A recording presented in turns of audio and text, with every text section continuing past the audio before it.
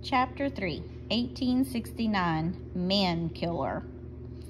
The snow hardened and pelted down. It blew into my eyes and buried the road. I felt my way along. The old man kept yanking me off course. In time, I grew weary of him scoring my back with the whip and sawing at my mouth with the bit. I gave in and let him lead. By nightfall, we came to a fork in the road.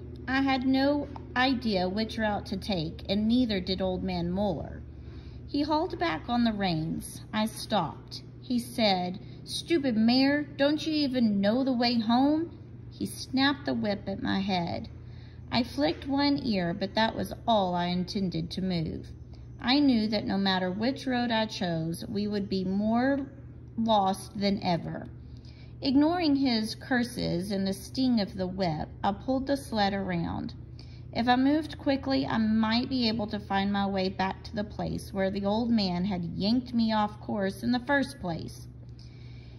"You'd better know what you're doing, horse," he grumbled.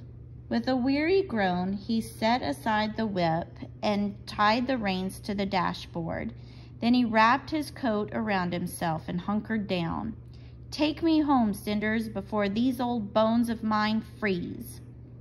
These were the last words I would ever hear him say. Given my head, I broke into a trot, my hooves punching holes in the snow. It was hard going, but I didn't dare let up. I kept up my pace even when it got colder and the snow turned to icy shards. It stung my eyes and coated my hide. The hard crust of ice on top of the snow cut into my legs. The harness rubbed my wet skin raw. In the early hours, the storm passed. Although my leg muscles stung with weariness, I began to run. I sensed home nearby. I ran until light glimmered low in the sky, and I passed through the familiar gates. The sons had shoveled the barn road, and the surface was as slick as soap. Up ahead, the windows of the house glowed. Mrs. Muller ran out onto the porch, waving her arms. Suddenly, the old man stirred to life. He heaved himself to his feet. At first, I thought he was waving back to her.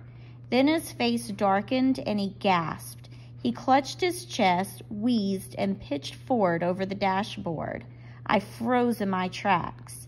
Mrs. Muller screamed and came running, followed by the sons, slipping and sliding across the ice. Junior skidded to a stop and grabbed my noseband. "Move off my old man," he shouted.